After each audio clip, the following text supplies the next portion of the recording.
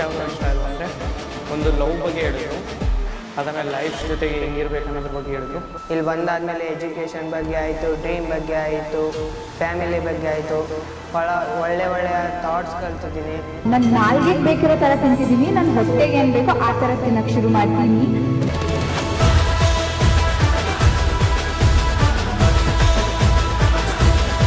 ಪೇರೆಂಟ್ಸ್ಗೆ ನಾನು ಹೆಚ್ಚು ಟೈಮ್ ಕೊಡೋದಿಲ್ಲ. ಅದನ್ನು ನಾನು ಅಟ್ಲೀಸ್ಟ್ ಪರ್ ಡೇ ಇಷ್ಟು ಟೈಮ್ ಅಂತನಾದರೂ ಕೊಡಬೇಕು ಅಂತ ನಾನು ಅಂದ್ಕೊಂಡು